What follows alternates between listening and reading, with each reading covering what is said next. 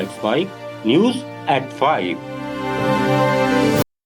तमिलनाडु विधानसभा की सभी 234 सीटों और पश्चिम बंगाल में पहले चरण की 152 सीटों के लिए आज चुनाव प्रचार का आखिरी दिन है।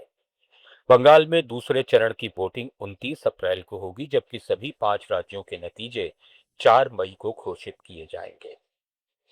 इस बीच केंद्रीय गृह मंत्री अमित शाह ने दार्जिलिंग में रैली कर कांग्रेस और टीएमसी पर गोरखा समुदाय के साथ धोखा करने का आरोप लगाया। उन्होंने वादा किया कि भाजपा सरकार बनने पर गोरखाओं की लंबे समय से चली आ रही समस्याओं का समाधान 6 महीने के भीतर किया जाएगा। कुल्टी ने अमित शाह ने पश्चिम बंगाल की कानून व्यवस्था पर भी सवाल उठाए और कहा कि राज्य में महिलाओं की सुरक्षा खतरे में है। उन्होंने संदेश खाली समेत कई घटनाओं का जिक्र करते हुए मुख्यमंत्री ममता बनर्जी पर निशाना साधा और कहा कि एक महिला मुख्यमंत्री होने के बावजूद ऐसी घटनाएं शर्मनाक हैं। अमित शाह ने दावा किया कि अब ममता बनर्जी सरकार का समय खत्म होने वाला है। मैं माताओं बहनों को भरोसा दिलाकर जाता हूं, 4 मई के बाद मोदी जी के नेतृत्व में भाजपा सरकार बनने वाली है। और माताओं बहनों, आप मेरी बात लिख लो, 4 मई के बाद रात को 1 बजे भी छोटी सी बच्ची स्कूटी पर जाए, कोई गुंडे की हिम्मत नहीं होगी आंख उठाने। भारतीय जनता पार्टी महिलाओं की सुरक्षा सुनिश्चित करेगी। ये आयरन सिटी को हम फिर से आयरन सिटी बनाने का काम करेंगे। इधर चेन्नई में कांग्रेस के राष्ट्रीय अध्यक्ष मल्लिकार्जुन खड़गे ने केंद्र सरकार और बीजेपी पर बड़ा आरोप लगाया। उन्होंने कहा कि बीजेपी और केंद्र सरकार तमिलनाडु को पीछे धकेलने की कोशिश कर रही हैं और राज्य के साथ सौतेले व्यवहार जैसा रवैया अपनाया जा रहा है। शिक्षा के लिए मिलने वाले फंड, खासकर समग्र शिक्षा अभियान के तहत आने वाली राशि को रोका जा रहा है।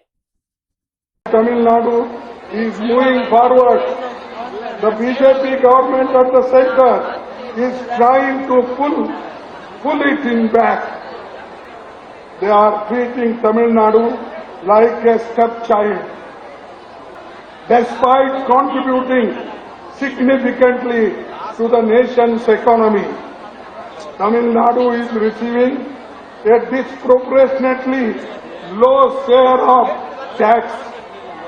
Funds meant for education, the Samagra Shikshana Yojana, are being withheld.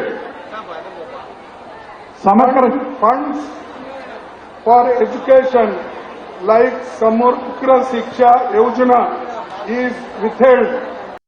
Chennai में ही कांग्रेस नेता केसी वेणुगोपाल ने विपक्ष के उन दावों को खारिज कर दिया जिनमें डीएमके कांग्रेस गठबंधन में दरार की बात कही जा रही थी। वेणुगोपाल ने साफ कहा कि कांग्रेस और डीएमके के बीच गठबंधन कोई नया नहीं बल्कि एक मजबूत और पुराना रिश्ता है जो लगातार कायम है। उन्होंने आरोप लगाया कि विपक्ष जानबूझकर अफवाहें फैला रहा है ताकि लोगों के बीच भ्रम पैदा किया जा सके। वेणुगोपाल ने भरोसा जताया कि ये गठबंधन पहले की तरह इस बार भी मजबूती से चुनाव लड़ेगा और जनता का समर्थन हासिल करेगा। We have our own ambitions, DMK have their own ambitions. But whenever a common issue is coming, whenever country is facing a serious problem, we are here to unite it. That is what we have shown and expressed in last parliament session also. Can you imagine that the election is going on here? Every parliament member is busy with election. That point of time, Modi called a special session. What make him change if he called the special session after the election? His purpose is very clear, ill-motivated, that DMK or the Congress party MPs from Tamil Nadu cannot attend that session, like West Bengal also. But we stand like a rock. We all together fought against that. We defeated that. News at 5 में फिलहाल इतना ही। बने रहिए let's mic के साथ। आप सुन रहे थे let's mic more than radio. Follow कीजिए हमें हमारे सोशल मीडिया प्लेटफॉर्म्स पर। आप सुन रहे थे let's mic more than radio. Follow कीजिए हमें हमारे सोशल